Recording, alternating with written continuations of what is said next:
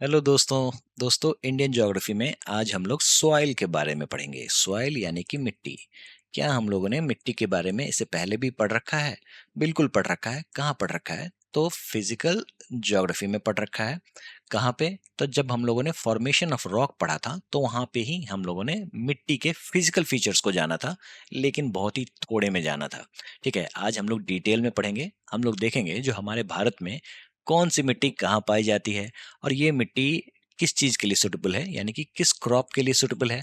इस मिट्टी में कौन कौन से न्यूट्रिएंट्स पाए जाते हैं और कौन कौन से न्यूट्रिएंट्स नहीं पाए जाते हैं। यानी कि हमें इसे अलग से मिलाना पड़ता है मिट्टी में, ताकि हम लोग उस मिट्टी में खेती कर सकें। इन सभी चीजों को हम लोग आज देखने जा रहे हैं। सबसे पहले समझते हैं जो सॉइल होता क्या है। तो सॉइल होता है आपका डायनेमिक मिक्सचर। किस चीज का डायनेमिक मिक्सचर? तो एक तो रॉक डिबड़ी, जो कि इनऑर्गेनिक कंपोनेंट है। रॉक डिबरी का मतलब क्या हुआ? तो देखो ये रॉक है, इसी के छोटे छोटे छोटे छोटे छोटे छोटे छोटे छोटे टुकड़े जो होते हैं, ठीक है, इसी को हम लोग रॉक डिबरी कहते हैं। और समझ जाओ ये एक तरीके का पेरेंट मटेरियल है। पेरेंट मटेरियल का मतलब क्या है? तो समझ जाओ सबसे मुख्य कंपोनेंट जो है ना, वो यही हो गया। इसके अलावा इसमें मिलता है ऑर्गेनिक मटेरियल। ऑर्गेनिक मटेरियल क्या? तो जिसे हम लोग बायोटिक मटेरियल भी कहते हैं। जैसे मान लो ये प्लांट है, प्लांट की पत्तियां हैं ये, और नीचे में मिट्टी है। अब ये पत्तियां गिरेंगी जमीन पर, और फिर बैक्टीरिया इसको खाएगा, डिके करेगा, और अल्टीमेटली इसको मिट्टी में ही मिल जाना है। चाहे वो पेड़ के की डंटियां हो, पत्ते हो, इंसान हो, जानवर हो, इंसेक्ट्स हो, कोई भी हो, सबको एक न एक दिन मिट्टी में ही मिल जाना है। और यही मिलके मिट्टी भी बनाता है। समझ में आया? तो ये सारे मिलके बनाते हैं अर्थ का सरफेस। सच पूछो तो सॉइल जो है वो अर्थ का स्किन है। ठीक है। मेन कंपोनेंट्स क्या हो गए? तो मिनरल पार्टिकल्स, ह्यूमस। ह्यूमस, जो ये वर्ड जो है ना, ह्यूमस, ये आपको बार बार इस लेक्चर में देखने को मिलेगा, इंपॉर्टेंट है, समझ जाओ। तो ह्यूमस का मतलब हुआ ऑर्गेनिक मैटर। तो देखो ये जो पत्तियां जमीन पे गिर रही है ना, ठीक है, और जिसको बैक्टीरिया भाई साहब खा रहे हैं और इसको डिके कर रहे हैं, तो इसी को हम लोग ह्यूमस कहते हैं। समझ में आया? इसके अलावा हर मिट्टी की अपनी वाटर रिटेंशन कैपेसिटी होती है, और इसके अलावा एयर को भी मिट्टी ट्रैप करने का काम करता है। जो मिट्टी बहुत ही ज्यादा एयर को ट्रैप करता है उसे हम लोग भुरभुरी मिट्टी कहते हैं। जो कम ट्रैप करता है उसे हम लोग क्लेई मिट्टी कहते हैं। समझ में आया? तो चलिए अब समझते हैं जो मिट्टी का फॉर्मेशन होता कैसा है, कैसे है। तो देखो मिट्टी का फॉर्मेशन जो है ना, वो एक अकेले की बस की बात नहीं है। इसमें 5 लोग लगे रहते हैं। कौन कौन? तो एक तो पेरेंट मटेरियल। पेरेंट मटेरियल का मतलब क्या हुआ? तो जैसा कि मैंने आपको बताया, जो ये रॉक वगैरह जो है ना, ये सारे के सारे पेरेंट मटेरियल हैं। इसी का तो डिके होता है, और डिके होने के बाद धीरे धीरे इसमें ऑर्गेनिक चीजें मिलती हैं और मिट्टी का प्रोफाइल बनाती हैं। अब ये आपको वेदरिंग हो कैसे रहा है, ये टूट कैसे रहा है, ये बड़ा बड़ा रॉक टूट कैसे रहा है? तो all due to climate. Climate जो है ना, वो भी बड़ा प्राइमरी कंट्रोलर है। ये क्या करता है? तो दो चीजें करता है, एक तो टेम्परेचर और प्रेसिपिटेशन। ये दोनों इसके कंट्रोलर हैं। अब ये टेम्परेचर और प्रेसिपिटेशन की मदद से, प्रेसिपिटेशन समझ में आया? बारिश, ठीक है। प्रेसिपिटेशन की मदद से ये आपको रॉक को तोड़ता है ना, और छोटे छोटे टुकड़े में बदलता है। इसके अलावा टेम्परेचर और प्रेसिपिटेशन जो है वो बैक्टीरिया को भी बढ़ाता है, जिसके कारण क्या होता है? तो ऑर्गेनिक मटेरियल्स जो भी होते हैं वो उनका जल्दी डिकम्पोजिशन होता है और वो जल्दी जाके मिट्टी में मिलते हैं। इस तरीके से मिट्टी का निर्माण होता है। टोपोग्राफी भी बड़ा इंपॉर्टेंट है। जैसे मान लो ये पहाड़ है। अब ये पहाड़ का जो ये स्लाइड है, ठीक है, मतलब ये जो ढलान है, स्लोप है, ठीक है, यहाँ पे ज्यादा मिट्टी का डेवलपमेंट नहीं होगा। क्यों? क्योंकि वो तो ढल के नीचे चला आएगा ना, ठीक है। लेकिन जो फ्लैट सरफेस होगा वहां पे ज्यादा होगा। तो टोपोग्राफी भी मैटर करता है। इसके अलावा ऑर्गेनिजम्स, जैसा कि हम लोगों ने देखा, जो माइक्रो ऑर्गेनिजम्स जो होते हैं वो बहुत ही बड़े डिकम्पोजर्स होते हैं। और ये जो डिकम्पोजर्स होते हैं उनका काम क्या होता है? तो एक तो पहली बात, जो जितने भी ह्यूमस होते हैं, यानी कि ऑर्गेनिक मटेरियल होते हैं, उनको डिकम्पोज करना। इसके अलावा नाइट्रोजन फिक्सेशन का भी काम करते हैं, जिसको हम लोग आगे बात करेंगे, समझेंगे चीज़ों को, ठीक है। इसके अलावा समय जो है वो बड़ा बलवान है और बहुत ही इंपॉर्टेंट फैक्टर है। वो डिसाइड करता है जो मिट्टी कितनी मेच्योर होने जा रही है। ठीक है, समझ में आया? तो ये सारे के सारे फैक्टर्स हैं जो यहाँ पे आपको मेंशन देखने को मिल जाएंगे। एक बार रिवाइज कर लेना, कॉम्पिटेटिव एग्जाम्स में सवाल ये आ जाएंगे जो इसमें से मिट्टी के फॉर्मेशन में कौन कौन अपनी भूमिका निभाते हैं। समझ में आया? चलिए दोस्तों अब बात कर लेते हैं सॉइल के होराइजन्स की। इसके बारे में हम लोगों ने ऑलरेडी बात कर भी रखा है फिजिकल ज्योग्राफी में, लेकिन अभी साथ साथ कर ही लेते हैं, चीज़ों को समझते हैं। देखो, सॉइल होराइजन से सवाल पूछे जाते हैं अगर एसएससी और आरआरबी का पेपर होगा तो फिर बहुत ही इजी सवाल रहेगा, आसानी से हो जाएगा। सीडीएस में थोड़ा सा टफ पूछते हैं, उसके बारे में भी हम लोग आगे बात करेंगे, ठीक है। सीडीएस सीएपीएफ में थोड़ा सा एक लेवल ऊपर पूछते हैं। देखो सॉइल होराइजन की बात करेंगे। सबसे पहले आप समझो ये पेड़ लगा हुआ है, इसके ऊपर में ये पेड़ की पत्तियां जो है वो गिरेंगी पहले वाले लेयर पे, ठीक है, और यही जाके सड़ेंगी, ठीक है। यानी कि पहला जो होराइजन होता है वो होता है ओ होराइजन, यानी कि ऑर्गेनिक मैटर आपको यहीं पे देखने को मिलेगा, ठीक है। उसके ठीक नीचे आ जाओ, वो है टॉप सॉइल। कॉम्पिटेटिव एग्जाम्स में पूछेंगे जो टॉप सॉइल को कौन सा होराइजन कहते हैं, तो इसको ए होराइजन कहते हैं, ठीक है।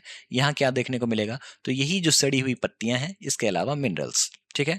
बी होराइजन आ जाओ, ये क्या है, तो इसके ठीक नीचे सब सॉइल। सब सॉइल में क्या देखने को मिलेगा, तो ये जो मिनरल्स है ना वो लीच होके नीचे चले जाएंगे, ठीक है, और ये एक तरीके का ट्रांजिशन जोन है।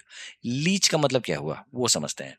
सिंपल सी बात है, देखो ये है मिट्टी, मिट्टी के पास यहाँ पे है आपको पेड़ पौधे, ठीक है। और यहाँ पे जो पहला जो लेयर है ना, तो इसमें जो भी मिनरल्स होंगे ना वो नीचे चले जाएंगे। कैसे चले जाएंगे, तो बारिश, precipitation is the big role, यहाँ पे बिग रोल अदा करता है। तो बारिश होगी, मिट्टी जो है यहाँ पे गीली होगी, और गीली होने के कारण जो पानी जो है वो नीचे सेटल होगा और साथ साथ मिनरल्स को भी लेके चला जाएगा। ऊपर वाली मिट्टी जो है उसमें मिनरल का डिफिशियंसी हो जाता है, और यहाँ पे जो ये नीचे जाने वाली जो प्रथा है, जो प्रोसेस है, इसी को हम लोग लीचिंग कहते हैं। समझ में आया। चलिए अब हम लोग बात कर लेते हैं सी होराइजन। सी होराइजन क्या है, तो ये सब स्ट्रेटम है। अब सी होराइजन को अगर आपको समझना है, सी होराइजन यानी कि पेरेंट रॉक, ठीक है।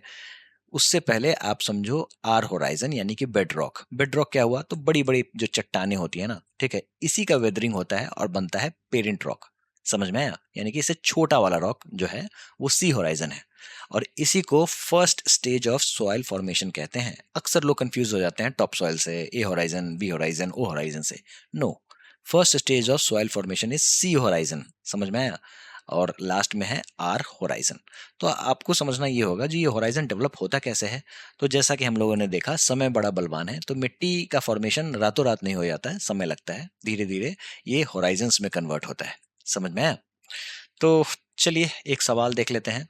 द ए होराइजन यानी कि top soil contains humus and rich in organic materials. जैसा कि हम लोगों ने देखा था, जो टॉप सॉइल में आपको क्या देखने को मिलेगा, तो टॉप सॉइल में आपको देखने को मिलेगा ह्यूमस प्लस मिनरल्स, जिसका लीचिंग होता है ना। ह्यूमस प्लस मिनरल्स, जिसका बी होराइजन में लीचिंग होता है, ठीक है। The C horizon is also called humus layer and is rich in organic matter. ये स्टेटमेंट हो गया गलत। सी होराइजन को हम लोग कहते हैं पेरेंट रॉक, है ना। अभी देखो याद आएगा आपको, C horizon is the parent rock और R horizon is the bed rock, ठीक है, क्लियर है। तो ये स्टेटमेंट हो गया गलत, यानी कि only one statement is right. समझ में आया। दोस्तों अब ये क्या है, तो सबसे पहले समझो ये यूएसडीए एक कोई संस्था है यूएस में, ठीक है। उसका अपना सॉइल टैक्सोनॉमी है, उसके आधार पे आईसीएआर एक संस्था है हमारे भारत में, Indian council of agricultural research. कब स्थापित हुआ था, तो 1929 में स्थापित हुआ था, ठीक है। स्टैटिक जीके का आपके लिए सवाल है। तो आईसीएआर जो है ना, Indian council of agricultural research, वो क्या करती है, वो मिट्टी का क्लासिफिकेशन करती है। किसको आधार मानी है, तो भाई ऐसा है, जो यूएसडीए का जो सॉइल टैक्सोनॉमी है ना, उसको आधार मानी है, और हमारे देश की मिट्टी को इसने एक आधार बना के चीजें बनाई हैं। क्या क्या है, inceptisols, entisols, alfisols, vertisols, aridisols, ultisols, mollisols, others. Sols यानी कि मिट्टी, समझ में आया। और उसका ये सारा का सारा परसेंटेज दिया गया है। अब कॉम्पिटेटिव एग्जाम्स में सवाल कैसे पूछेंगे, तो देखो सवाल ऐसा है, जो इंसेप्टिसोल्स, एंटीसोल्स, वर्टिसोल्स, मॉलिसोल्स, ये क्या है, तो ये है मिट्टी के प्रकार। समझ में आया। ऐसे ही सवाल पूछ देते हैं, बस इतना ही आपको समझना है, उससे ज्यादा समझने की जरूरत नहीं है। बस आपको नाम सुना सुना लगना चाहिए, ये पता होना चाहिए, जो इंसेप्टिसोल जो है वो हमारे भारत में 39% है, ठीक है। और इसके अलावा एरिडिसोल यानी कि एरिड, एरिड का मतलब क्या होता है, सूखा, सूखी मिट्टी, सूखाग्रस्त वाला इलाका, जिसके बारे में हम लोग अभी आगे बात करेंगे, ठीक है। तो बस ऊपर ऊपर भी अगर आप चीजों को समझ लोगे ना, तो आपका काम हो जाना है। चलिए एक और सवाल है, अच्छा इसको तो हम लोगों ने देख लिया। अब बात कर लेते हैं क्लासिफिकेशन ऑफ इंडियन सॉइल, ये क्या है। तो देखो पहले भी क्लासिफिकेशन हुआ करता था, लेकिन अब तो साइंटिफिक जमाना है, तो फिर हम लोगों ने अलग से इसको क्लासिफाई किया है। पहले के लोग क्या क्लासिफाई करते थे, तो फिर बोलते थे उनके लिए तो मिट्टी का दो ही प्रोफाइल होता था, या तो मिट्टी उपजाऊ है या फिर नहीं है। जो मिट्टी उपजाऊ होती थी उसको हम लोग कहते थे उर्वरा, हिंदी में लिखते हैं उर्वर, है ना, उर्वरा। और जो मिट्टी उपजाऊ नहीं होती है, बंजर होती है, जिसको हम लोग कहते हैं बंजर, उसको हम लोग कहते हैं उसरा। समझ में आया? पूछ देते हैं बंजर मिट्टी को क्या कहते हैं, तो ऊसर। स्टेराइल और the barren soil unfit for cultivation.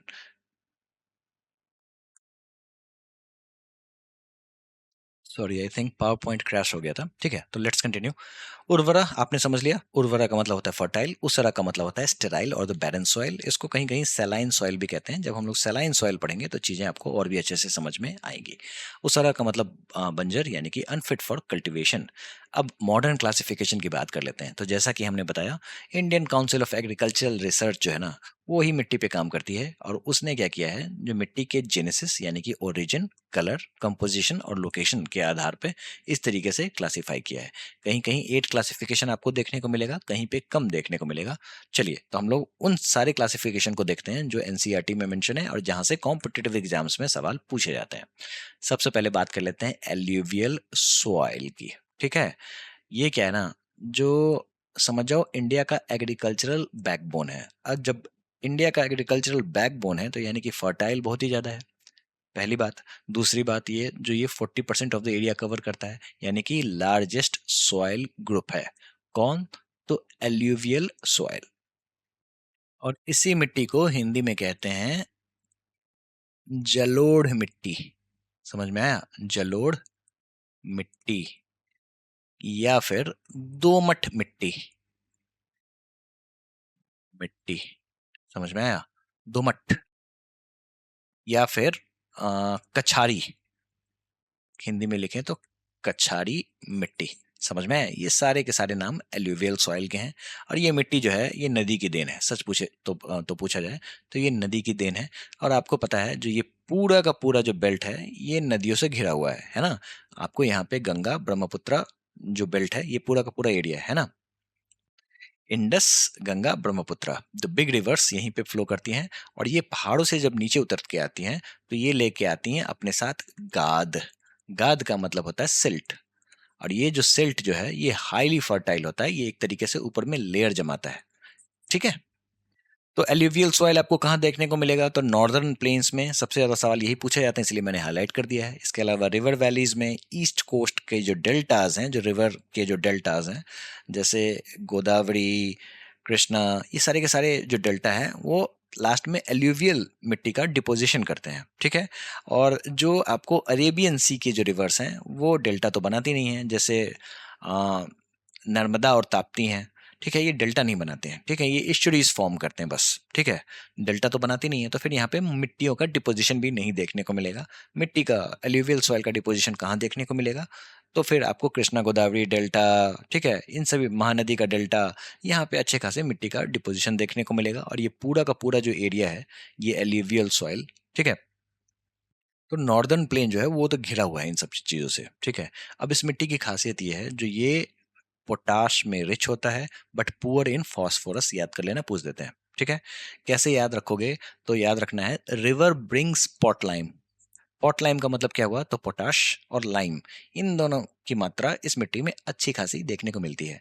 अब देखो ऐसा है ना, जो किसी भी एग्रीकल्चर का जान है ये तीन खाद, एनपीके। समझ में आया?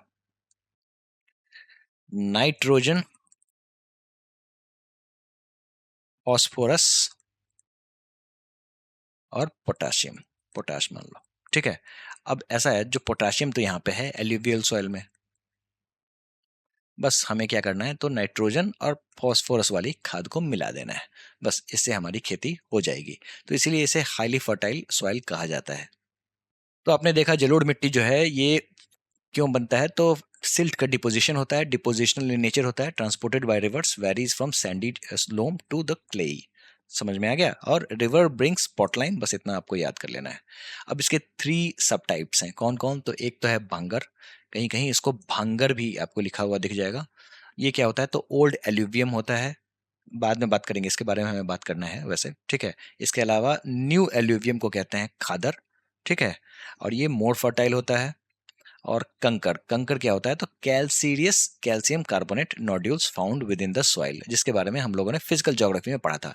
जो ये मिट्टी है और बड़े बड़े जो आपको कैल्शियम के जो कंकड़ दिखते हैं, इसे हम लोग कंकड़ कहते हैं। अब कॉम्पिटेटिव एग्जाम्स में क्या पूछते हैं वो समझो। देखो ये पहाड़ है, पहाड़ से नदी बही, हिमालय से नदी बही, नदी बहते बहते नीचे आएगी तो यहाँ पे जो इरोजन करके बड़े बड़े बोल्डर्स गिराती हैं, पत्थर के टुकड़े होते हैं, ठीक है। अब नदी इसके ठीक नीचे से बह रही होती है, यानी कि नदी यहाँ पे डिसअपियर हो जाती है। ऐसा लगता है जो जमीन के नीचे चली गई, लेकिन सच पूछो तो पत्थरों के नीचे होती हैं। इस पूरे के पूरे एरिया को भाबर कहते हैं। कॉम्पिटेटिव एग्जाम्स में ये पूछेंगे जो कहाँ पे नदी गायब हो जाती है तो भाबर, ठीक है। फिर तराई वाला इलाका आता है, यानी कि प्लेन वाला इलाका आता है, यहाँ पे नदी जो है वो ऊपर हो जाती है। अब आओ आगे, आगे आने के बाद आपको यहाँ पे दिखेगा खादर और भांगर। खादर और भांगर क्या है वो समझो। देखो नदी बीच में बह रही है, रिवर वैली, तो यहाँ पे जो इस सिल्ट का डिपोजिशन करेगी, कहाँ पे करेगी, यहाँ पे करेगी, ठीक है। यानी कि ये न्यू एल्यूवियम है, न्यू एल्यूवियम सॉइल है, ठीक है। और इसके ठीक पहले ये क्या है, जो ये प्लेन इलाका है, तो यहाँ पे भी नदी आपको कभी न कभी थी, और यहाँ पे ये ओल्ड एल्यूवियम डिपॉजिट कर रही होती है, समझ में आया। तो नदी तो डिपॉजिट यहाँ पे करेगी, अब यही जो कोर्स चेंज होगा, तो फिर वो जो कोर्स चेंज होने के बाद पुराना कोर्स जो होगा, वहाँ पे ओल्ड एल्यूवियम होगा जिसको हम लोग कहते हैं भांगर। कॉम्पिटेटिव एग्जाम्स में आपसे ये पूछेंगे, जो आप सीरीज में बताओ, पहाड़ से नीचे उतर रहे हो, आपको क्या देखने को मिलेगा। तो सबसे पहले आपको भाबर देखने को मिलेगा, फिर तराई वाला इलाका, प्लेन वाला इलाका, ठीक है, मतलब फुटहिल्स ऑफ हिमालय समझ लो, ठीक है। उसके बाद भांगर, भांगर क्या है तो ओल्ड एल्यूवियम है, और खादर यानी कि न्यू एल्यूवियम, ठीक है।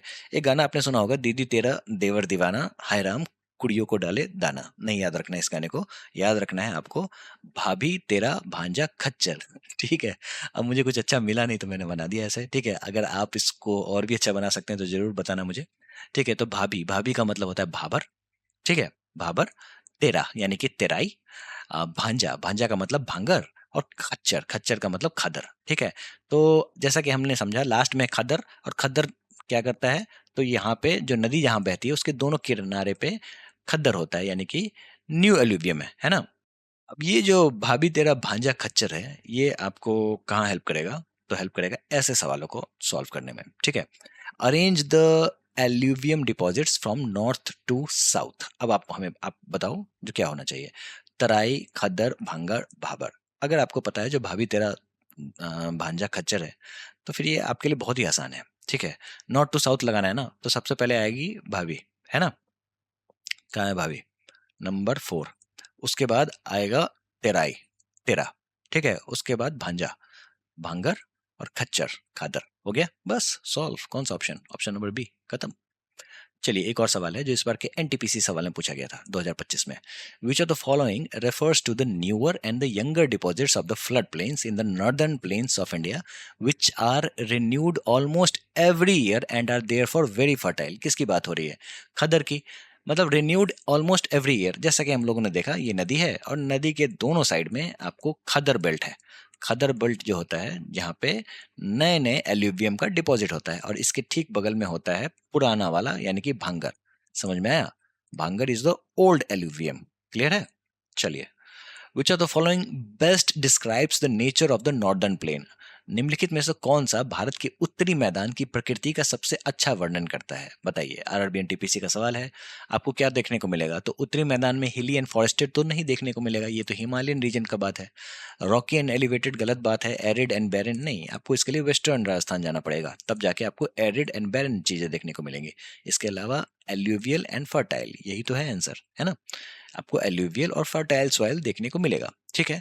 All thanks to the big rivers. Big rivers का मतलब क्या है, तो ब्रह्मपुत्र, इंडस एंड गंगा, इनका ये बेसिन है, और यहाँ पे अच्छा खासा एल्यूवियम डिपॉजिट देखने को मिलता है। कितना, 40%, जो कि मैक्सिमम है। समझ में आया। दोस्तों अब बात कर लेते हैं ब्लैक सॉइल की। बड़ा ही इंपॉर्टेंट सॉइल है जिसको रेगुड़ सॉइल भी कहते हैं, ठीक है, या फिर ब्लैक कॉटन सॉइल भी कहते हैं। कॉटन सॉइल क्यों कहते हैं, तो समझ जाओ इस सॉइल में सबसे अच्छा अगर कुछ उग सकता है तो वो है कॉटन, ठीक है। क्यों, तो वो आगे बात करेंगे।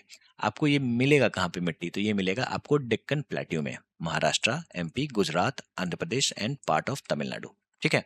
सबसे ज्यादा आपको इस वाले एरिया में देखने को मिलेगा जिसको हम लोग कहते हैं डेक्कन ट्रैप। कॉम्पिटेटिव एग्जाम्स में कभी कभी ये पूछ देते हैं जो गुजरात में कौन सी मिट्टी पाई जाती है, ऑप्शन में आपको ब्लैक सॉइल भी देखने को मिलेगा। तो देखो ये गुजरात का ये वाला जो एरिया है ना, यहाँ पे ब्लैक मिट्टी पाई जाती है, तो ये बात आप समझ लो। अब इस मिट्टी की खासियत ये है ना, जो ये क्लेई मिट्टी है, डीप है और इम्परमिएबल है। यानी कि इसका मतलब क्या है, जो ये मिट्टी पानी को होल्ड करने में, मॉइस्चर को होल्ड करने में नंबर 1 है, ठीक है? और ये मिट्टी ऐसी है जो जब वो उस पे पानी पड़ता है, ठीक है, तो वो मिट्टी फूल जाती है और बहुत ही ज़्यादा स्टिकी हो जाती है, और इसका जैसा कि मैंने बताया हाईएस्ट वाटर रिटेनिंग कैपेसिटी है। और जब ये सूखी हुई होती है तो बड़े बड़े वाइड क्रैक्स डेवलप करती हैं, और इसीलिए इसको सेल्फ प्लोइंग भी कहा जाता है, ठीक है। क्यों? तो क्योंकि ये अपने आप में इस तरीके की स्ट्रक्चर बनाती है। देखो यहाँ से हवा एंटर कर जाएगा, सेल्फ फ्लोइंग है, यानी कि बड़े बड़े दरार इसको आपको देखने को मिलेंगे इन अ ड्राई कंडीशन। इसीलिए इसको सेल्फ प्लॉइंग भी कहते हैं। कॉम्पिटेटिव एग्जाम्स में आपसे सीधे पूछेंगे जो कौन सी मिट्टी को सेल्फ प्लॉइंग मिट्टी भी कहा जाता है, तो right answer is black soil.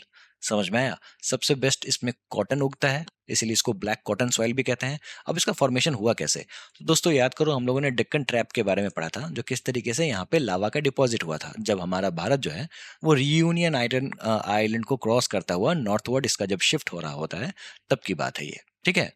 तो उस समय में जब यहाँ पे लावा डिपॉजिट हुआ ना, इसी का वेदरिंग हुआ और यही बन गया इसका पेरेंट मटेरियल। यही कारण है जो यहाँ पे ब्लैक सॉइल आपको देखने को मिलता है। समझ में आया? अब बात कर लेते हैं इसके न्यूट्रिएंट वाले पार्ट की। देखो ये मिट्टी जो है ना, ये लाइम, आयरन, मैग्नीशिया, एल्यूमिनिया और पोटाश, इसमें ये अच्छा खासा रिच होता है। तो आपको याद रखना है मिलाप, ब्लैक मिलाप, ठीक है। ब्लैक मिलाप का मतलब क्या हुआ, तो magnesia, iron, lime, alumina and potash इसमें रिच होता है। तो लैक किस में करता है, तो phosphorus, nitrogen and organic matter. Organic matter यहाँ पे नहीं होता है। सबसे इंपॉर्टेंट बात, ये बड़ा इंपॉर्टेंट है, ऑर्गेनिक मैटर आपको यहाँ पे नहीं मिलेगा। क्यों?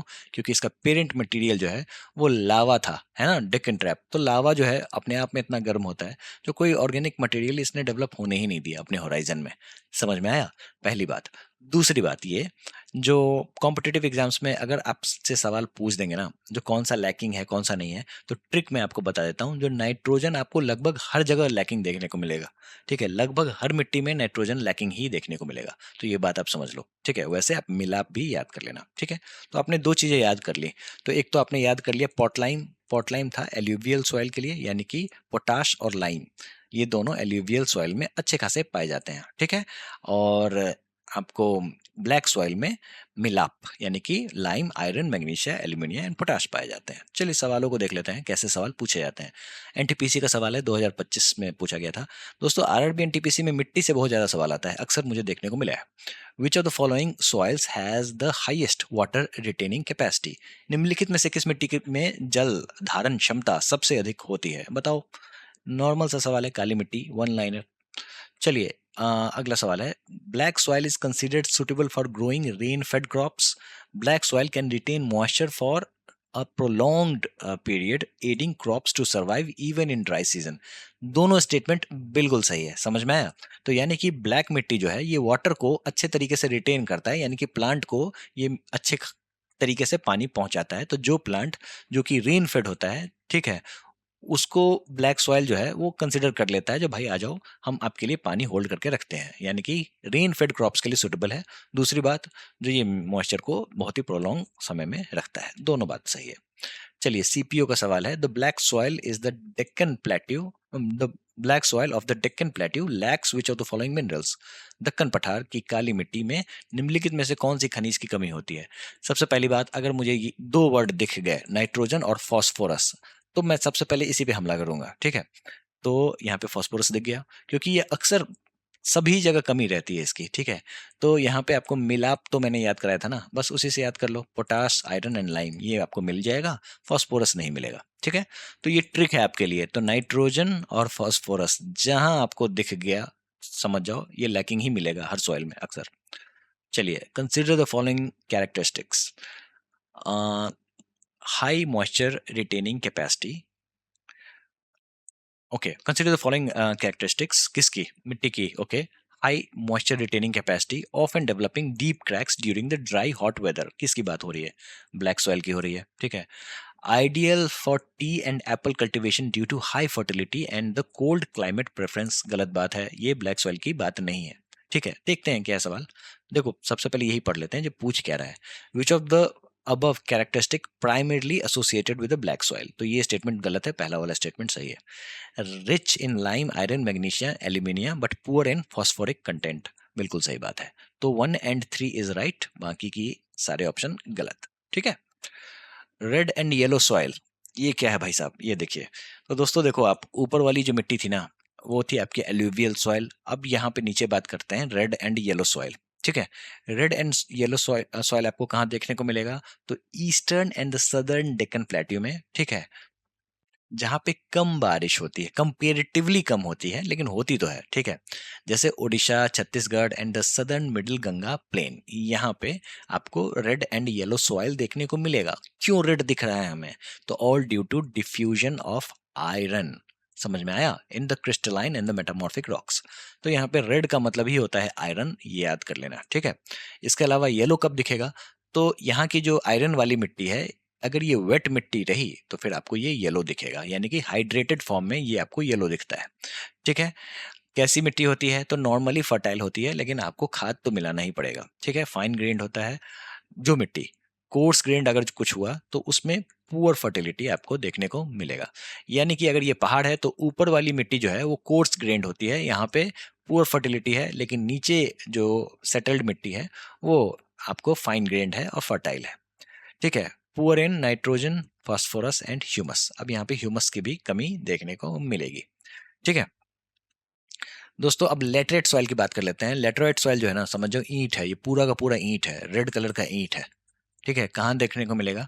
तो देख लो, ये पूरा का पूरा रीजन जो है वो लेटरेट सॉइल है। कहाँ कहाँ? Karnataka, Kerala, Tamil Nadu, MP, Orissa, hilly areas of Assam.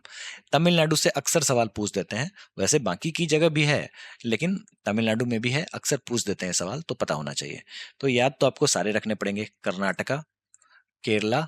ठीक है। कर्नाटका, केरला, पूरा का पूरा वेस्टर्न घाट का जो बेल्ट है ये लेटरेट सॉइल से डेवलप है। ठीक है। इसके अलावा तमिलनाडु, एमपी में भी है, और उड़ीसा में भी है, और हिली एरियाज ऑफ आसाम में भी, यहाँ पे भी आपको लेटरेट सॉइल देखने को मिलेगा। खासकर मेघालय वाला जो एरिया है वहां पे भी देखने को मिलता है। अब होता क्या है ना, लेटराइट जो वर्ड है वो लैटिन वर्ड है। किससे आया है? तो लेटर, इसका मतलब होता है ब्रिक। मतलब hardens like brick when dry, और soft when it is wet. High temperature और हाई रेनफॉल वाले एरिया में ये आपको देखने को मिलेगा। अब ये क्यों ऐसा? इसलिए क्योंकि जहाँ पे ज़्यादा बारिश होगी वहाँ पे लीचिंग होगी, और इंटेंस लीचिंग अगर जहाँ पे होता है ना, वहाँ पे ये मिट्टी फॉर्म होती है। देखो, ये जैसे पूरी की पूरी मिट्टी है, सॉफ्ट वाला पार्ट जो है वो लीच हो गया, नीचे चला गया। ठीक है। और ऊपर जो बच गया वो है हार्ड पार्ट, वो है आपका लेटराइट सॉइल। समझ में आया? तो लेटराइट सॉइल्स जो है इसमें न्यूट्रिएंट्स भी कम मिलेंगे। क्यों? क्योंकि इसमें इंटेंस लीचिंग होती है। क्या क्या आपको देखने को मिलेगा? तो देखो, सबसे पहली बात, क्या खिसक लेता है? तो लाइम और सिलिका जो है ये खिसक लेता है। क्यों? क्योंकि ये लीच हो जाता है। फिर बचता क्या है? तो आयरन ऑक्साइड और एल्यूमिनियम कंपाउंड्स। तो यही कारण है जो इस मिट्टी में आयरन ऑक्साइड अच्छा खासा पाया जाता है, और पोटाश भी देखने को मिलता है। इससे पहले हम लोगों ने कहाँ पे देखा था जो पोटाश मिलता है? तो एल्यूवियल सॉइल में भी पोटाश देखने को मिलता है। क्या क्या चीज़ें नहीं देखने को मिलती हैं? तो नाइट्रोजन, जैसा कि मैंने आपको बताया, कहीं नहीं देखने को मिलेगा। फॉस्फेट, कैल्शियम और ऑर्गेनिक मैटर नहीं देखने को मिलता है। अब इसमें ह्यूमस जो है वो कम होगा। ह्यूमस समझ में आया? वो जो पत्तियां टूटी जो गिर जाती हैं, ठीक है, और डिकम्पोज होने लग जाती हैं, तो ये यहाँ पे कम है। क्यों? क्योंकि बैक्टीरिया जो है वो इन पत्तियों को फटाफट खा लेता है। क्यों? क्योंकि ये जिस एरिया में पाए जाते हैं लेटराइट सॉइल, वहाँ पे गर्मी अच्छी खासी देखने को मिलती है, और हाई रेनफॉल देखने को मिलता है। ये दोनों कंडीशन बैक्टीरिया को पनपने में मदद करते हैं। ज़्यादा बैक्टीरिया होगा तो फिर ये लोग भूखे होंगे, जैसे ही प्लांट की टहनियाँ पत्तियाँ गिरेंगी उसको खा पी के खत्म। ठीक है। तो ह्यूमस को फॉर्म होने ही नहीं दे रही हैं। समझ में आया? और मैंने हाईलाइट कर दिया है, इसका मतलब ये है जो पूछते हैं सवाल, तो very low humus, iron oxide और एल्यूमिनियम कंपाउंड्स जो हैं वो अच्छे खासे पाए जाते हैं। ठीक है। और आपको लेटराइट सॉइल में इंटेंस लीचिंग होती है, इसलिए मैंने सारी चीजें हाईलाइट कर दी हैं। ठीक है। और ब्रिक तो आप याद ही कर लेना। कहाँ देखने को मिलेगा? तो Karnataka, Kerala, Tamil Nadu, MP, Orissa, hilly areas of Assam. ठीक है। कल्टीवेशन के लिए कैसा है? तो भाई सच पूछो तो नहीं सुटेबल है कल्टीवेशन के लिए, लेकिन आपको कैश्यू नट, टी और कॉफी, टेपियोका के लिए सुटेबल है। यानी कि लिमिटेड क्रॉप्स जो हैं वो इस मिट्टी में अच्छे से उग जाते हैं, जिसमें कैश्यू नट जो है वो सबसे इंपॉर्टेंट है। अक्सर सवाल पूछ देते हैं। चलिए, सवाल है इस बार के एनटीपीसी में पूछा था, which soil is deficient in nitrogen? हर सॉइल, एंड फास्फोरस, हर सॉइल सच पूछो तो, and rich in iron and aluminium. Okay, कोई बात नहीं है, सारे ऑप्शंस दिए गए हैं उसमें हम चुनेंगे। ठीक है, तो right answer is laterite soil. अब ये सबसे ज्यादा डेफिशिएंट है नाइट्रोजन एंड फास्फोरस का, और सबसे ज्यादा रिच है आयरन एंड एल्यूमिनियम का, इसलिए we will consider laterite soil. ठीक है, वैसे ब्लैक सॉइल की भी बात करें तो नाइट्रोजन एंड फास्फोरस इसमें कम है, और मिलाप अच्छा खासा आपको देखने को मिलता है ना। लेकिन सबसे ज्यादा जो rich in iron and aluminium है तो वो लेटराइट सॉइल ही है। समझ में आया? एरिड सॉइल के बारे में बात कर लेते हैं।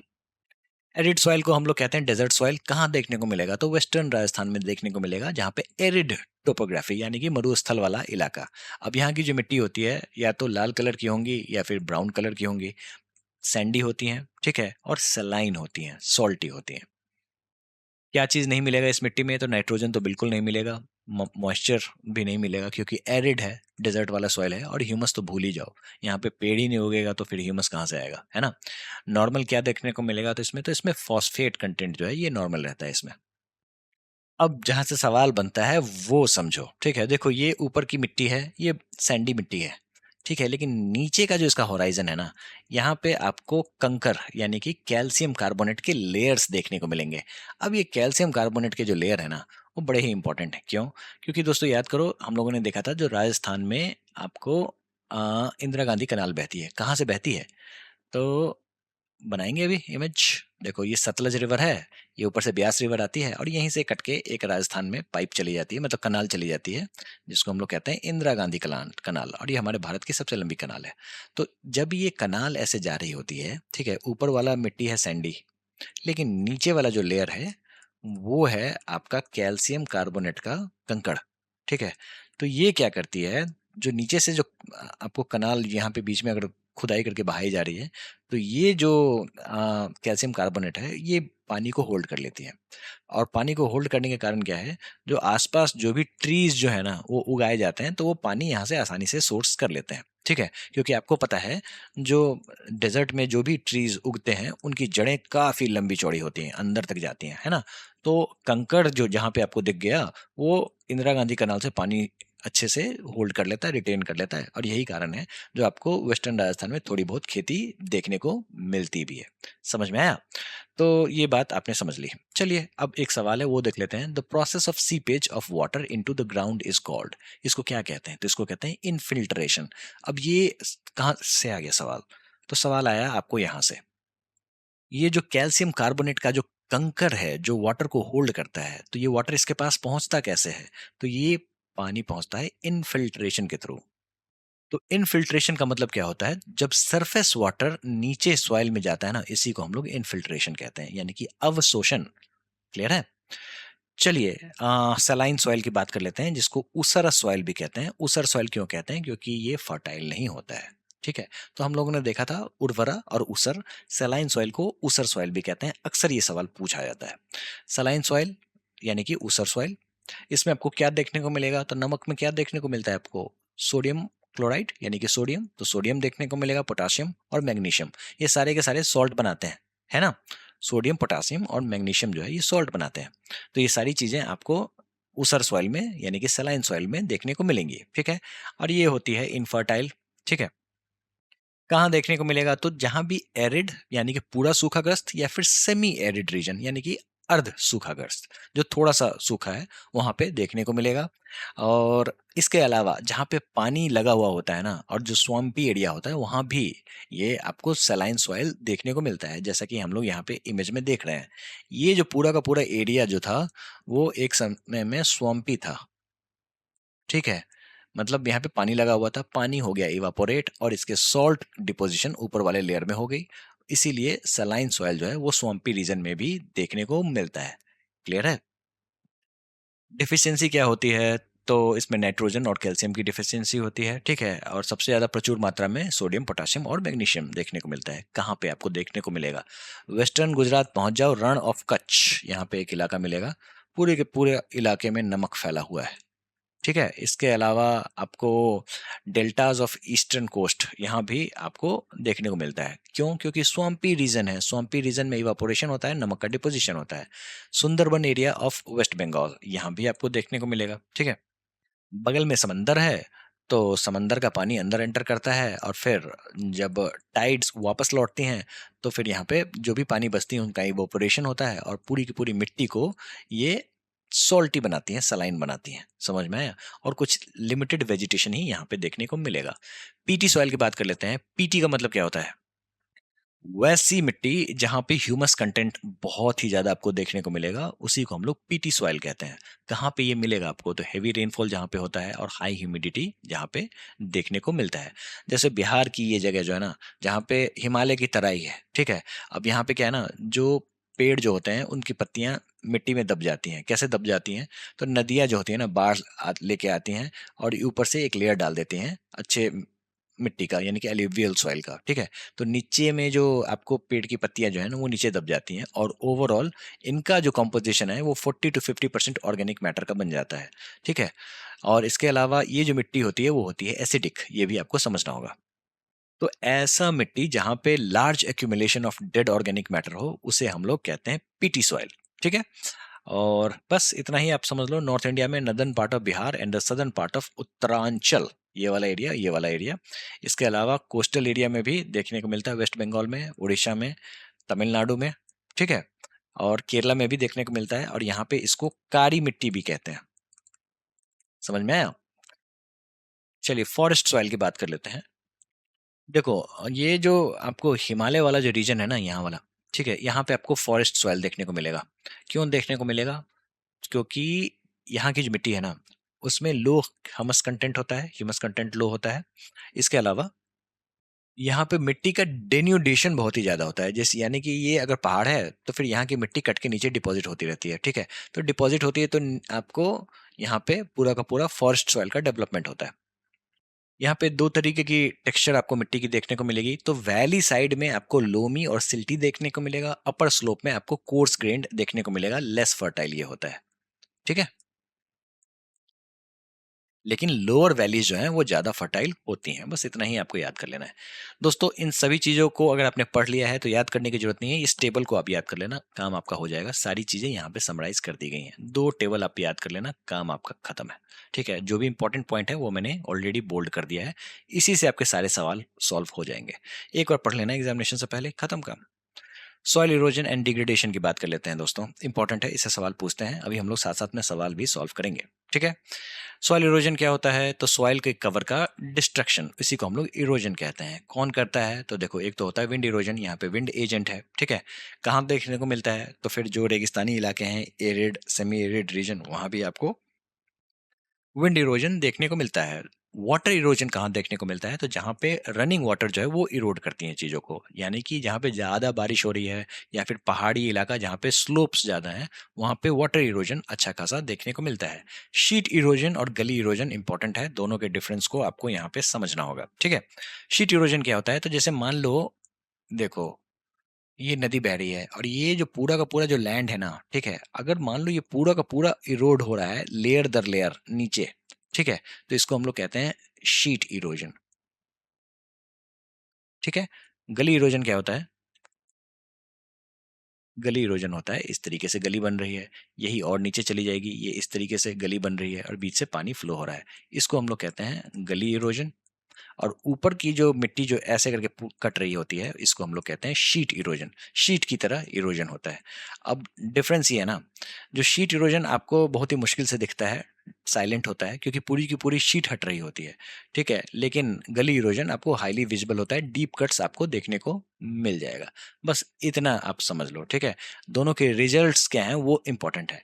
जहाँ पे शीट इरोजन होता है वहाँ पे टॉप सॉइल जो होते हैं उसका लॉस होता है, लेकिन गली इरोजन में बैड लैंड टोपोग्राफी देखने को मिलती है। बैड लैंड टोपोग्राफी क्या होती है? तो चंबल में चले जाओगे तो वहां पे रेवाइंस आपको देखने को मिलेगा। इस बार के सीजीएल में सवाल पूछा गया था इसको लेके, ठीक है? तो देखो किस तरीके से ये गली इरोजन हुआ है और ये रेवाइंस का डेवलपमेंट हुआ है, कहाँ पे? तो चंबल। यही कारण है जो इसमें डाकू छुप जाते हैं और पुलिस वाले को ढूंढने में मुश्किल होती है। आजकल तो ड्रोन आ गया है तो ड्रोन से ढूंढ लें भले, ठीक है, लेकिन पहले पुलिस वालों को इसमें ढूंढने में दिक्कत होती थी, ठीक है, डाकुओं को। समझ में आया? चंबल के अलावा रिवाइंस कहाँ देखने को मिलेगा? तो बैडलैंड टोपोग्राफी आपको तमिलनाडु और वेस्ट बंगाल में भी कहीं कहीं देखने को मिलते हैं, लेकिन चंबल का जो रिवाइन है वो बड़ा फेमस है, ठीक है? दोस्तों अब बात कर लेते हैं सॉइल का इरोजन होता कैसे है। सबसे पहली बात, अगर आप पेड़ को काटोगे तो सॉइल का इरोजन होगा। ये क्यों? क्योंकि पेड़ की जो जड़ें होती हैं वो मिट्टी को पकड़ कर रखती हैं। ऊपर से बारिश हो रही है, बारिश निकल जा रही है, मिट्टी को पकड़ के रखा हुआ है पेड़। इस पेड़ को आप काट दो, मिट्टी पकड़ के नहीं रखेगा कोई, ठीक है, और मिट्टी बह जाएगी। तो डिफॉरेस्टेशन जो है वो मेजर कॉज करता है सॉइल इरोजन का। इसके अलावा सॉइल इरोजन में ओवर इरिगेशन भी बहुत ही बड़ा फैक्टर है। क्या होगा? जब मान लो ये खेत है, खेत में आपने पानी पटाना शुरू किया, पानी के साथ आ रहा है सॉल्ट भी, ठीक है, पानी हो जा रहा है इवापोरेट, और यहाँ पे सॉल्ट का डिपोजिशन हो रहा है। ये सवाल बार बार पूछते हैं, over irrigation leads to salinity. सवाल ये पूछेंगे जो इसमें से कौन से फैक्टर से सैलिनिटी आपको देखने को मिलता है, तो over irrigation is the one of the biggest factor for the salinity. समझ में आया? तो खेत को उतना ही पानी दो जितना उसकी जरूरत है। तो समझ में आया? और ये फर्टिलिटी को नुकसान पहुंचाती है। केमिकल फर्टिलाइजर्स जितना आप डालोगे, ठीक है, वो फर्टिलिटी को एक समय में जाके नुकसान कर देगा। ऐसा क्यों? तो सबसे पहली बात ये समझो, यहाँ पे सॉइल इरोजन मेंशन है, इरोजन नहीं होगा, यहाँ पे होगा डिग्रेडेशन। समझ में आया? डिग्रेडेशन। अब बात करते हैं, ठीक है, यानी कि मिट्टी का डिग्रेड हो रहा है, क्वालिटी गिर रही है। ठीक है, तो केमिकल फर्टिलाइजर क्या करता है ना, जैसे मान लो आपने खेत में अच्छा खासा केमिकल फर्टिलाइजर डाल दिया, लेकिन अब इसमें ह्यूमस नहीं होने के कारण वो मिट्टी एरी तो होगा नहीं, ठीक है, नेचुरली हवा को अंदर तो लेगा नहीं, ठीक है, तो धीरे धीरे मिट्टी हो जाएगी हार्ड, और इस तरीके से फर्टिलिटी इसकी खराब हो जाएगी। तो इसीलिए अक्सर ऐसा कहा जाता है, जो कभी कभी खेत को आप सीधा छोड़ दो और खेत की खुदाई कर दो। खुदाई करने से क्या होगा, जो ये मिट्टी जो है वो एरेटेड हो जाएगी, मतलब इसमें हवा अच्छे से आ जाएगा, ट्रैप हो जाएगा, ठीक है, खुदाई करने के बाद, ठीक है, और मिट्टी भुरभुरी हो जाएगी और इसमें फर्टिलिटी अच्छी सी देखने को मिलेगी। तो बाकी ये पूरी की पूरी कहानी आपको यहाँ पे समराइज्ड है। Sheet erosion, top soil loss, gully erosion, ravines, Chambal basin, deforestation major cause, over irrigation salinity को बढ़ावा देता है, chemicals without humus is actually the soil hardening. Humus रहेगा तो सॉइल हार्ड नहीं होगा। क्यों? क्योंकि मिट्टी में पत्ते, ये सारी चीजें होंगी, ऑर्गेनिक चीजें होंगी, तो फिर मिट्टी जो आपका सॉफ्ट बना रहेगा। समझ में आया? सवाल देख लेते हैं।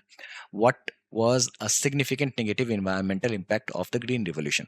ग्रीन रिवोल्यूशन के बारे में हम लोग नेक्स्ट लेक्चर में पढ़ेंगे एग्रीकल्चर में, लेकिन समझ लो उसका सबसे बड़ा नेगेटिव इन्वायरमेंट इम्पैक्ट क्या था।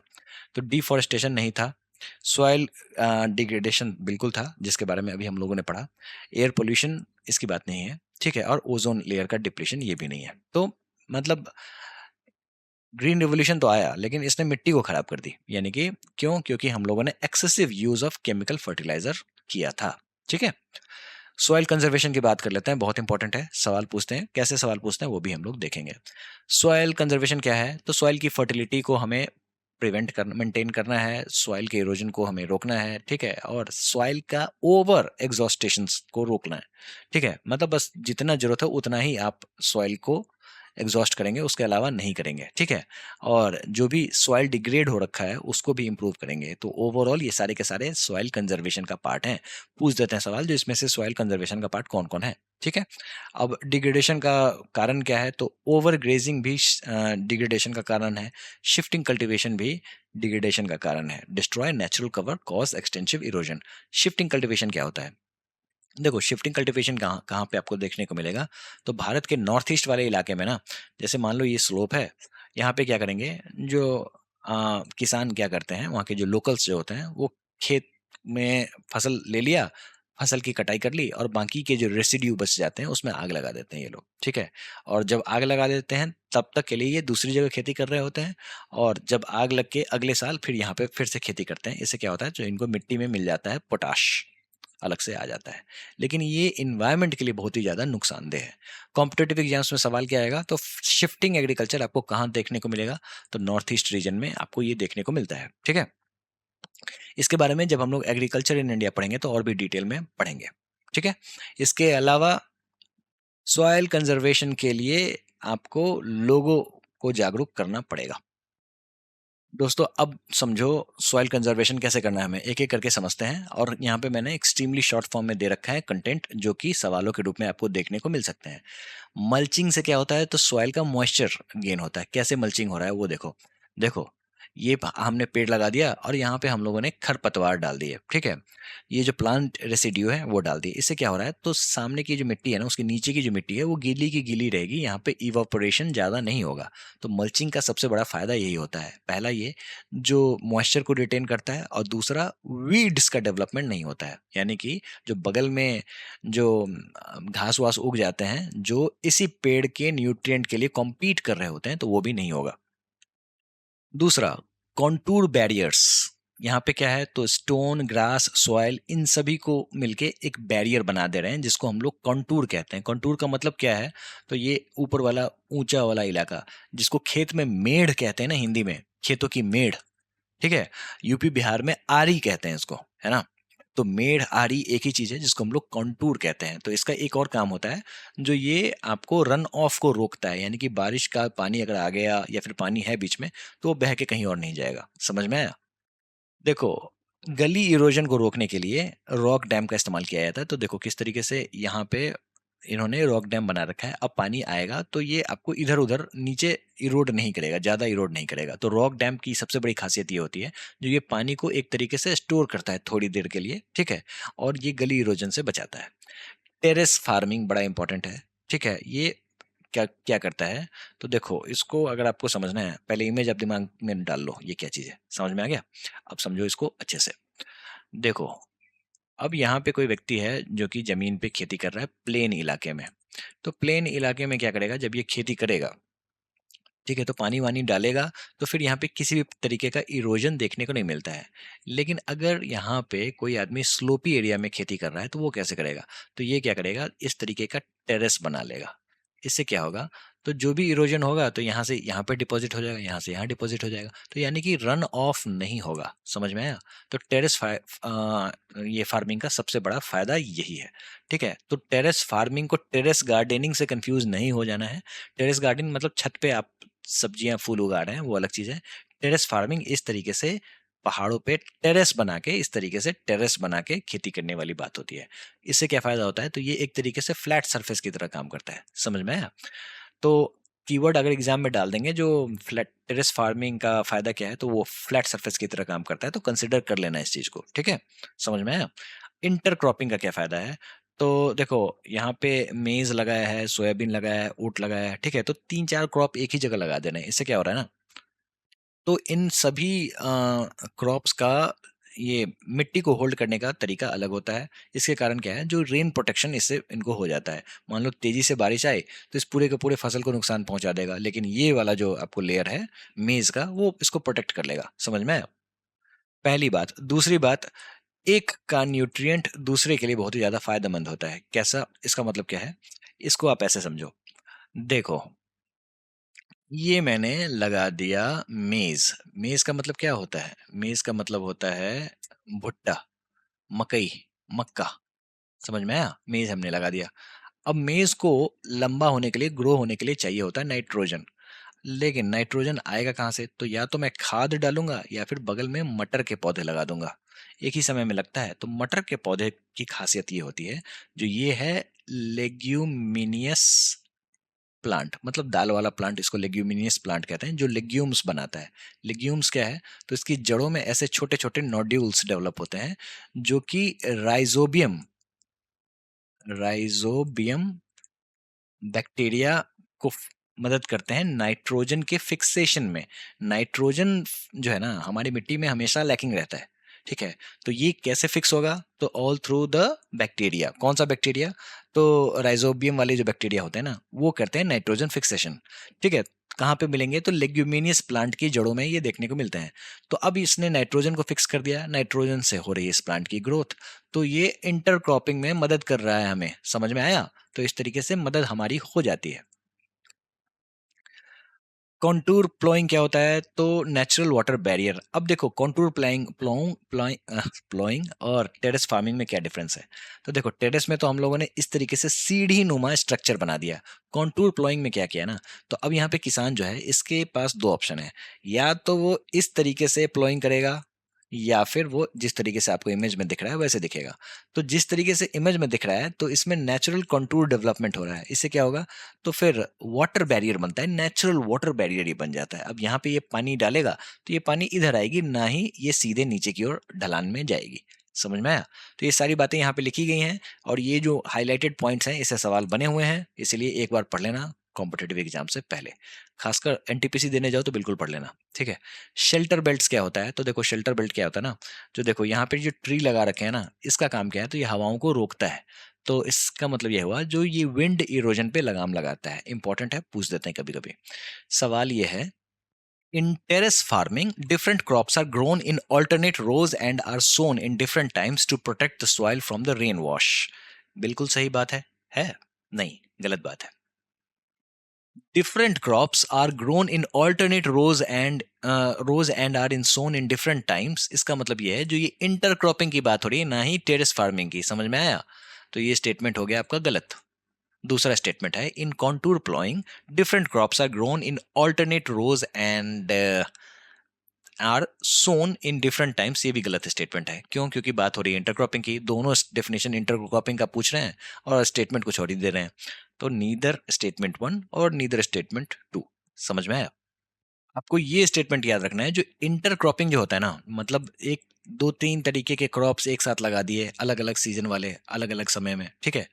तो इससे फायदा ये होता है जो रेन वॉश से सॉइल का प्रोटेक्शन हो जाता है।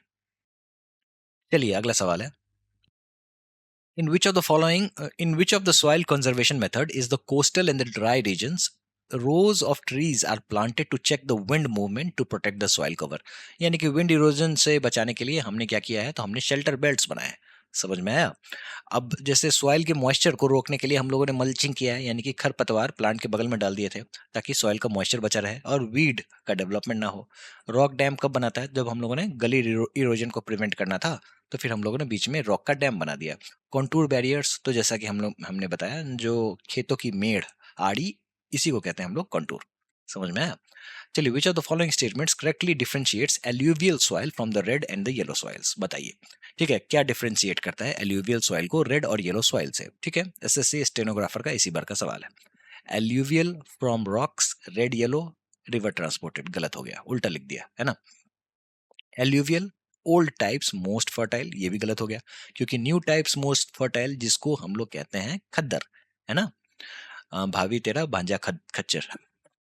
ठीक है, तो ये स्टेटमेंट भी गलत है। Alluvial sandy loamy to clayey, बिल्कुल सही बात है। और red yellow sandy loam less fertile uplands, क्या ये स्टेटमेंट सही है? बिल्कुल सही है। ठीक है, चौथा statement, alluvial rich in phosphorus, गलत हो गया। फॉस्फोरस नाइट्रोजन की तो मारा मारी है, वो मिलेगा ही नहीं आपको।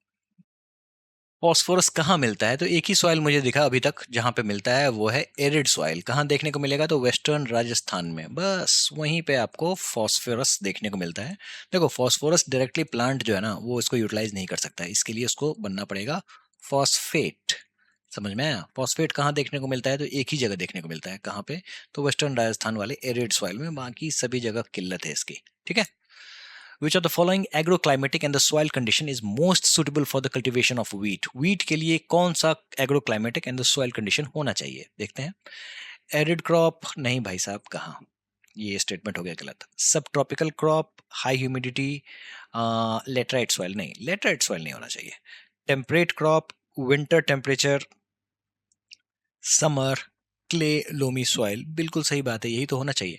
दोस्तों, हम लोगों ने ऑलरेडी पढ़ रखा है जो हमारे हिंदुस्तान में ना, इस तरीके से ट्रॉपिक्स जो है वो दो भागों में डिवाइड कर देता है। तो यही कारण है जो इस वाले एरिया में अच्छा खासा वीट का प्रोडक्शन देखने को मिलता है। कारण क्या है? तो यहाँ पे टेम्परेट टेम्परेचर, आपको टेम्परेट क्लाइमेट देखने को मिलता है, और ये सब ट्रॉपिक्स का पार्ट है। याद आ रहा है कुछ कुछ? दूसरी बात, आप पहुंच जाओ नॉर्थ अमेरिका। नॉर्थ अमेरिका जो है ना, ये रहा आपका नॉर्थ अमेरिका। नॉर्थ अमेरिका का जो ये वाला जो बेल्ट है ना, यहाँ पे टेम्परेट ग्रासलैंड देखने को मिलता है। कौन सा? प्रेरीज। आपको बोला है जाके देखने के लिए ये वीडियो, कहाँ पे? स्टैटिक जीके में, ग्रासलैंड, तब समझ में आएगा।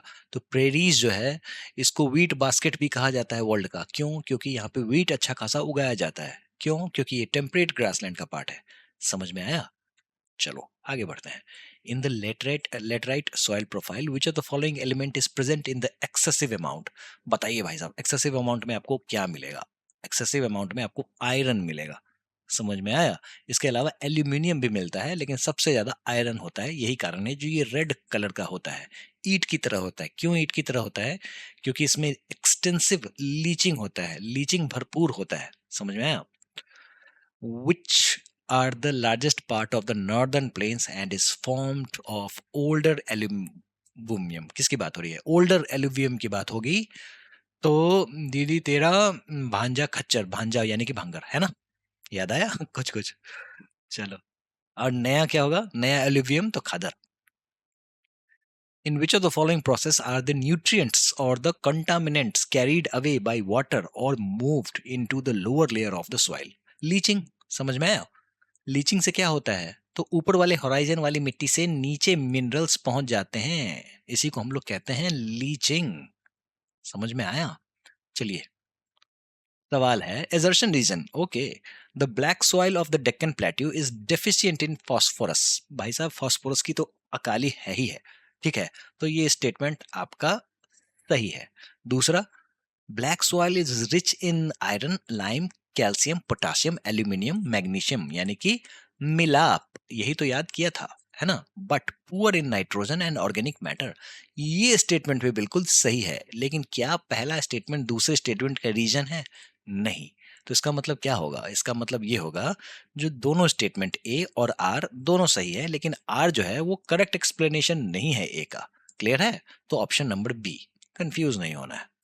चलिए, what is the type of soil composed of silt and dust? बताइए भाई साहब, इसको हम लोग कहते हैं लोएस। लोएस मिट्टी क्या होती है? तो समझ जाओ, सिल्ट और डस्ट का मिक्सचर है।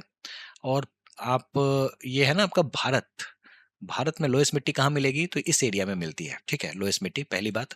दूसरी बात, आपको भारत के ठीक ऊपर है तिब्बत, उसके ऊपर चाइना, चाइना के ऊपर मंगोलिया। ठीक है, चाइना में एक डेजर्ट है जिसको हम लोग कहते हैं लोएस वाला डेजर्ट। ठीक है, मतलब इसमें पूरी की पूरी लोएस मिट्टी आपको देखने को मिलेगी। ये बालू से भी बहुत ही ज्यादा छोटी होती है। ठीक है, आंखों में घुस जाती है। ठीक है। Arid soils are characteristically developed in dash which exhibit arid topography। Okay, देख लेते हैं। देखो दोस्तों, एरिड सॉइल आपको कहाँ देखने को मिलेगा? डेजर्ट सॉइल कहाँ देखने को मिलेगा? तो डेजर्ट में, कौन से डेजर्ट में? वेस्टर्न राजस्थान में आपको देखने को मिलेगा। थार मरुस्थल जो है वो वेस्टर्न राजस्थान में है। वहाँ पे एक ही चीज इंपॉर्टेंट है, जो मिट्टी के ठीक नीचे आपको बड़े बड़े कैल्शियम कार्बोनेट के कंकड़ हैं जो पानी को होल्ड करते हैं। यही कारण है जो जहां जहां इंदिरा गांधी कनाल क्रॉस करी है वहां पे अच्छी खासी फसल उग जाती है।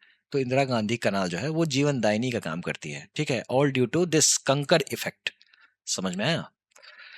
लास्ट सवाल है, विच of the following farming practices is mostly practised in the north east India and cause the soil erosion? दोस्तों, बात हो रही है यहाँ पे शिफ्टिंग एग्रीकल्चर की। इसके बारे में हम लोग नेक्स्ट लेक्चर यानी कि एग्रीकल्चर में अच्छे से बात करने जा रहे हैं। ठीक है, चलिए, ये भी एनटीपीसी का सवाल है। तो आपने देखा जो एनटीपीसी ने इस बार धूम मचा दिया था सॉइल से, है ना? चलिए, थैंक यू वेरी मच, मिलते हैं नेक्स्ट लेक्चर में।